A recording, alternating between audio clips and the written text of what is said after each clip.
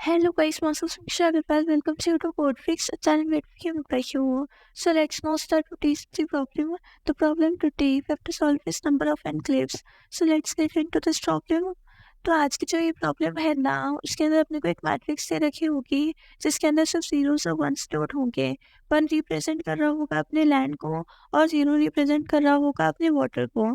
अब अपने को करना क्या है ना, अपन एक लैंड से अगर उसके चारों डायरेक्शन में कोई दूसरा लैंड प्रेजेंट होगा तो उस लैंड पे मूव कर सकते हैं। और अपने को बताना है कि अपने पास कितने ऐसे पीस ऑफ लैंड हैं जिनसे अपन बाउंड्रीज पे मूव नहीं कर सकते हैं और अपने को उसी का काउंट रिटर्न कर देना है। यही अपना सिंपल सा क्वेश्चन है।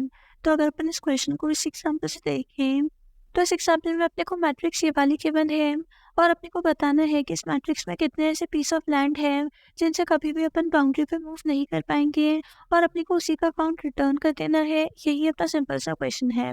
तो अब अपन सबसे पहले तो ये देख लेते हैं कि इस क्वेश्चन का आंसर 3 कैसे आ रहा है, ताकि अपने को क्वेश्चन और अच्छे से समझ में आ जाए।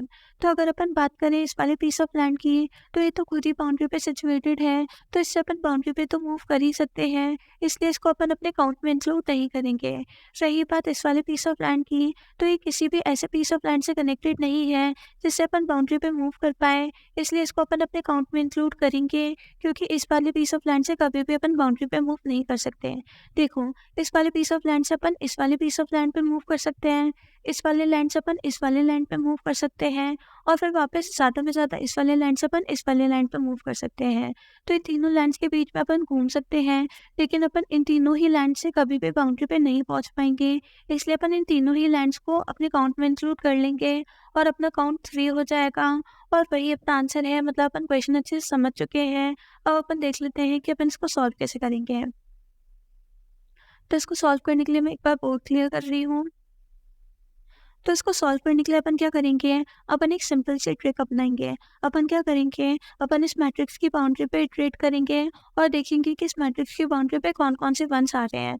जैसे अपनी इस मैट्रिक्स की बाउंड्री पे ये वाला वन आ रहा था, तो अपन क्या करेंगे, इस वन से अपन इसके आगे पीछे ऊपर नीचे वाले सारे वंस पे इटरेट करेंगे और उन सबको ज़ीरो बना देंगे। क्योंकि क्या होगा कि इन सारे वन से अपन बाउंड्री पे पहुँच पा रहे हैं और अपने को उन चीज़ों का काउंट नहीं चाहिए जिनसे अपन बाउंड्री पे पहुँच पा रहे हैं। अपने को बस उन्हीं पीसेस ऑफ लैंड का काउंट चाहिए जिनसे अपन बाउंड्री पे नहीं पहुंच पा रहे हैं।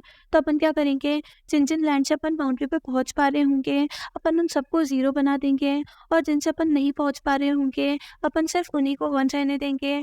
और लास्ट में अपन अपनी पूरी मैट्रिक्स में इटरेट करके देख लेंगे कि कौन सा जो मैट्रिक्स का सेल है वो वन है और अपन उन सारे वंस का काउंट ले लेंगे लास्ट में। यही अपना सिंपल सा सोल्यूशन होगा। तो अब अपन देख लेते हैं कि अपन इसको इम्प्लीमेंट कैसे करेंगे। ठीक है, तो अब अपन क्या करेंगे, अपन अपनी पूरी मैट्रिक्स की बाउंड्री पे इटरेट कर रहे हैं, अपने को सिर्फ ये वाला एक वन मिला है। तो अपन क्या करेंगे, अपन सबसे पहले तो इस वन को ज़ीरो बना देंगे और फिर इससे अपन चारों डायरेक्शंस पे इटरेट करके देखेंगे।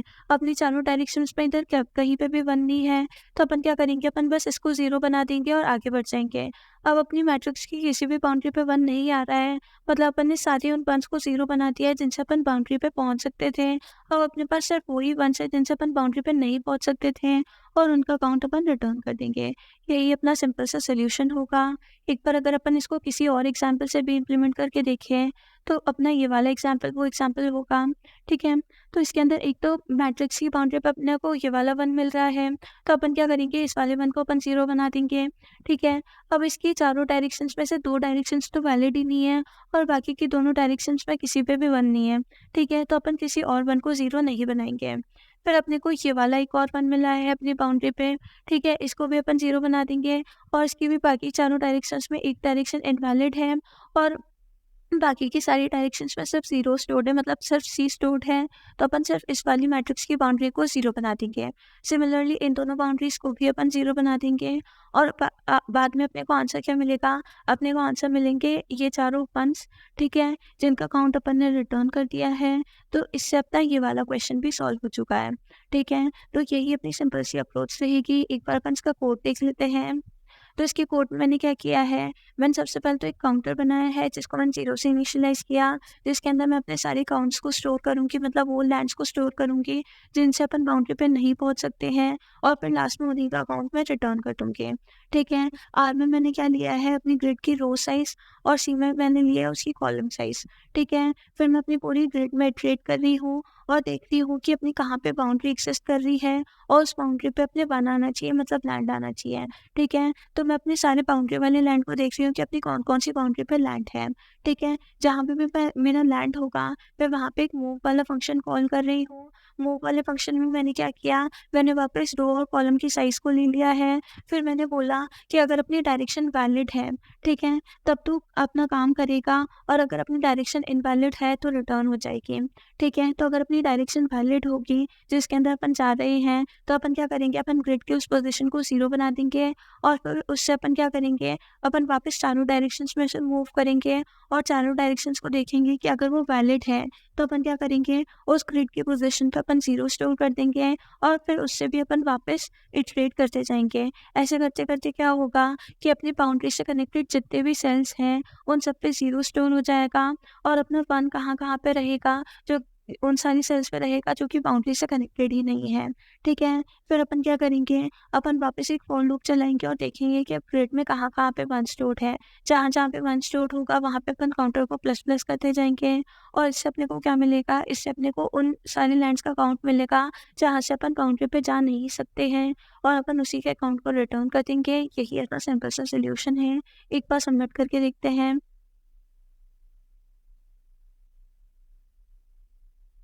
तो हाँ, ये बिल्कुल सबमिट हो रहा है, मतलब एकदम एक्यूरेट सॉल्यूशन आप इसको बिल्कुल कंसिडर कर सकते हैं। होप आपको समझ में आया होगा। अगर आपको समझ आया, वीडियो पसंद आई तो वीडियो को लाइक करें, चैनल को सब्सक्राइब करें और अगर आपको कोई भी डाउट है तो प्लीज़ कमेंट बॉक्स में ज़रूर मेंशन करिएगा। हम आपका डाउट सॉल्व करने के लिए हमेशा प्रेज़ेंट हैं। Thank you so much. Thanks for watching. Have a nice day.